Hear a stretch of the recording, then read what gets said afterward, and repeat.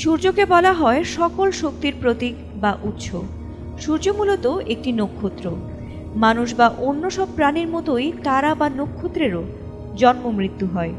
তবে নক্ষত্রের জন্ম ও মৃত্যু মহাবিশ্বে নতুন বস্তু গঠনে সহায়তা করে। আসলে নক্ষত্রের ভর ও আভ্যন্তরীণ উপাদানের আয়ুষ্কাল কম বেশির কারণে তারার জন্ম মৃত্যুর মতো মহাজাগতিক ঘটনা ঘটতে দেখা যায়। তারই ধারাবাহিকতায় আমাদের পরিচিত সূর্য নামের এই নক্ষত্রকেও একদিন ফিকে হতেই হবে। তাহলে কেমন হতে পারে সূর্যের শেষ পরিণতি? তাতে কি পৃথিবীও ধ্বংস হবে?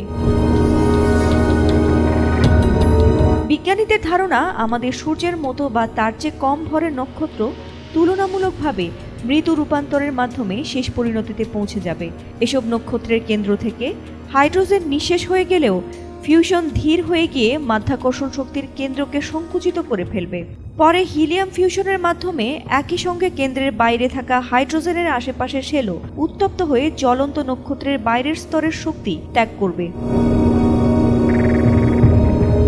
এরপর নক্ষত্র নাটকীয়ভাবে একটি লাল দৈত্যে পরিণত হয়। তখন নক্ষত্র স্ফীত হয়ে উঠলেও এর পৃষ্ঠ বেশ ঠান্ডা থাকে।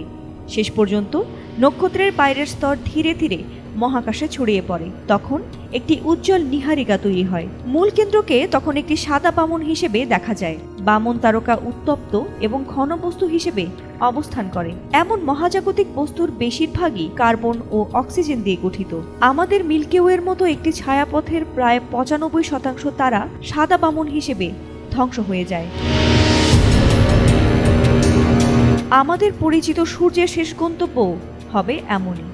ধারণা করা হয় প্রায় ৫০০ কোটি বছর পরে সূর্য একটি লাল দৈত্যে পরিণত হবে। তখন সূর্য বুধ, শুক্র ও আমাদের বাসস্থান পৃথিবীকে গ্রাস করবে। সূর্যের বাইরের স্তর সরে যাবে আর কেন্দ্রে একটি সাদা বামন তারা থেকে যাবে। এরপর ধীর ও বিবর্ণ অবশিষ্টাংশ হিসেবে আরও কোটি কোটি বছর ধরে মহাকাশে তাপ বিকিরণ করবে।